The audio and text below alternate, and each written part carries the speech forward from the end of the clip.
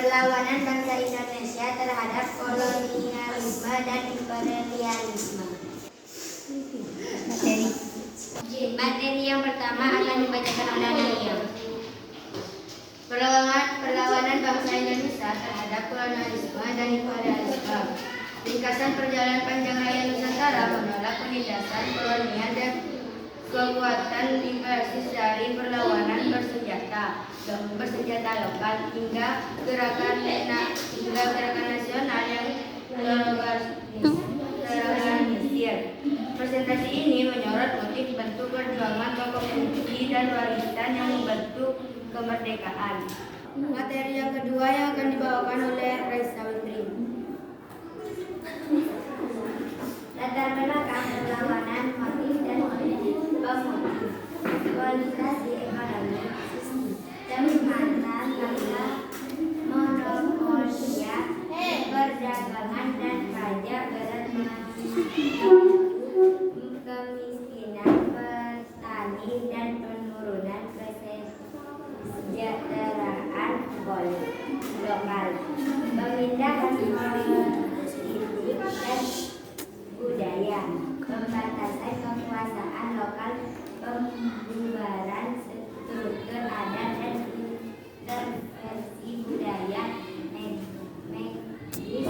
kedaulatan masyarakat, pengaruh global nasionalisme dan ide-ide pencerahan dari luar nasionalisme Asia dan Eropa, memperkuat tuntunan kemerdekaan, pemicu langsung kekerasan kolonial, penindasan penduduk lokal serta tindakan provokatif perusahaan dan aparat sering memicu pemberontakan spontan. Kesimpulan singkat, perlawanan lahir dari kombinasi tekanan elektronik, motif kultural dan pengaruh ideologi, bukan sekedar reaksi tunggal. Presentasi yang ketiga yang akan dibawakan oleh Dwi Anggraini Savitri. Bentuk-bentuk perlawanan. Perang bersenjata lokal, pemberontakan adat dan pasukan rakyat. Contoh perang Diponegoro, perang Aceh, menggunakan teknik lokal melawan militer kolonial. Gerakan nasional dan politik, organisasi modern Budi Utomo, Sarekat Islam, Partai Nasional, menggalang massa lewat pendidikan dan politik, diplomasi dan perjuangan hukum, upaya advokasi lewat perundingan, litigasi dan kolaborasi internasional, menekan legitimasi kolonial. Perlawanan sosial dan ekonomi, mogok pekerja, boikot dan gerakan ekonomi lokal melemahkan struktur kolonial dan dalam. Presentasi yang keempat yang akan dibawakan oleh Cindy Novitasari. Diponegoro, pemimpin perang Jawa 1825 sampai 1830. Simbol perlawanan bersenjata terhadap intervensi kolonial. Cut Nyadin, pemimpin Aceh yang gigih melawan penjajah Belanda, berorganisir perang era Kartini. Pelopor emansipasi perempuan, perjuangan budaya dan pendidikan yang memperkuat kesadaran nasional.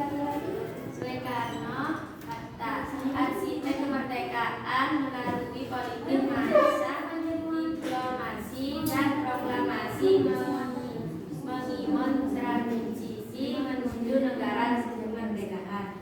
Organisasi aktivitas lokal, tokoh organisasi seperti Tan Jahir, Tan